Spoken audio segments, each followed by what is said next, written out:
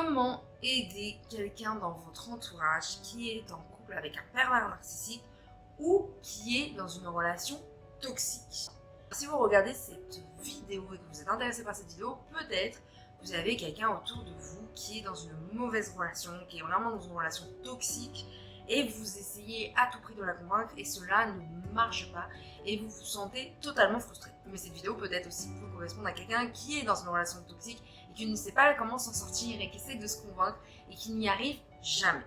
Si vous avez quelqu'un dans votre entourage qui est dans cette situation, il y a quelque chose que vous avez dû remarquer, que je ne vais rien vous apprendre, c'est que finalement, lui dire de la quitter ou de le quitter ne marche pas vraiment. La personne vous dit oui, elle vous promet qu'elle va le faire, mais finalement, cela ne marche pas. Et vous, vous vous sentez frustré. Et parfois, d'ailleurs, cette frustration peut avoir en fait de réelles conséquences. Parce que cette frustration va vous faire en sorte que vous allez vous disputer avec votre ami, votre fille, votre soeur, peu importe la personne qui est dans une mauvaise relation, vous allez avoir un conflit avec cette personne-là et vous risquez même de perdre cette personne-là et cette personne-là risque même à la fin de s'isoler dans cette relation toxique et en fait à la fin vous n'avez rien gagné et vous allez vous dire mais comment ça se fait qu'on en est dans cette situation-là, comment ça se fait que j'essaye de rationaliser la situation et elle ne comprend pas qu'elle est avec un pervers narcissique ou il ne comprend pas qu'il est avec une pervers narcissique. Comment c'est possible? Je lui montre par A plus B, qu'est-ce qui se passe? Oui, vous avez raison. Mais le problème, c'est qu'à ce moment-là, la personne n'est pas psychologiquement dans une situation rationnelle. Donc, lui parler à ce moment-là de rationalité, de dire la personne n'est pas bien pour toi, quitte-le. Elle le sait au fond d'elle, mais le problème, c'est que la douleur est bien trop forte. Quitter la personne est bien trop forte, bien trop puissante pour cela. Donc, je vais vous donner des outils pour justement aider cette personne. Il faut que vous sachiez d'abord quelque chose. C'est que par exemple, si cette personne-là est avec un pervers narcissique, c'est qu'en fait, ce pervers narcissique va toucher sa faiblesse. Nous avons tous, sans exception, une faiblesse. Il y a des choses dans lesquelles nous sommes forts et il y a des choses dans lesquelles nous sommes faibles. Et ce pervers narcissique va justement réussir à comprendre la faiblesse de l'autre et va l'utiliser sans que même l'autre s'en rende compte. Je vous donne un exemple. Mais si par exemple la personne a la peur qu'on l'abandonne, eh bien le pervers narcissique va jouer avec ce rapport d'abandon. Si la personne par exemple, elle est mal dans sa peau, elle ne s'aime pas physiquement, alors le pervers narcissique va justement utiliser un outil intéressant. Il va d'un coup lui donner des compliments sur son physique et puis d'un coup la dénigrer sur son physique en lui disant qu'elle n'est pas belle. Donc en fait, la personne, vous êtes en train de lui dire de le quitter, mais elle est en train de vivre totalement autre chose. Lui, il est en train de toucher à ses faiblesses. Et donc, en fait, tant qu'il touche à ses faiblesses, là, en fait, la personne, elle est en quelque sorte dépendante de ce pervers narcissique et ne peut pas le quitter. Et en fait, il ne faut surtout pas juger, parce qu'on a tous tendance à juger en disant mais qu'est-ce qu'elle fait avec elle ou qu'est-ce qu'il fait avec lui, mais c'est pas possible.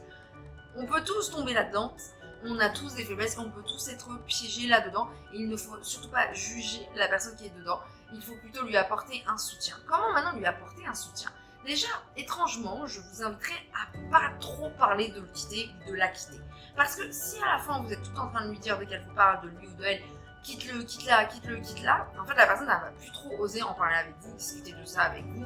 Et donc ça va être assez une grosse problématique parce qu'elle va se renfermer et vous n'allez pas pouvoir savoir ce qui se passe à la maison. Si vous jouez la personne assez ouverte d'esprit en disant je suis là, la personne va se sentir à l'aise avec vous et ne va pas avoir honte. Il faut que vous compreniez une chose, c'est que il faut que vous l'aidez dans sa faiblesse. Essayez de réfléchir sur quoi, à votre avis, le pervers narcissique ou cette relation toxique touche. Sur quelle faiblesse elle est en train de toucher sur elle. Essayez, ça prendra peut-être un petit peu plus de temps, posez-lui des questions, demandez-lui parfois dans les disputes qu'est-ce qu'il peut bien dire, qu'est-ce qu'il peut bien faire, et vous allez un petit peu mieux comprendre la psychologie de votre ami et savoir finalement où se situe cette faiblesse. Peut-être que vous la connaissez déjà. Et je vous invite plutôt à parler, lorsqu'elle vous parle de lui ou d'elle, à parler de sa faiblesse. Et de lui dire, par exemple, si elle a peur de l'abandon, si elle vous dit, voilà, je sais plus, il m'a un jour une petite plus, je sais plus où j'en suis, de lui dire, ok d'accord, mais toi, comment tu es là-dessus?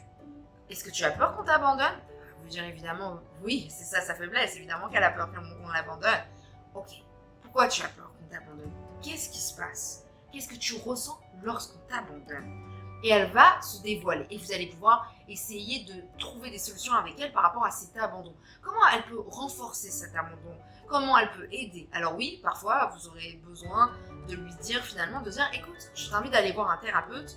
Finalement, peut-être, alors ne lui dites pas pour quitter l'autre, mais plutôt de dire pour travailler sur cet abandon, je pense que ça pourrait vraiment beaucoup t'aider. Si par exemple elle vous dit qu'elle ne s'aime pas physiquement, qu'elle se trouve moche, vous dites ok, je t'invite à aller faire une thérapie pour justement t'aider là-dessus.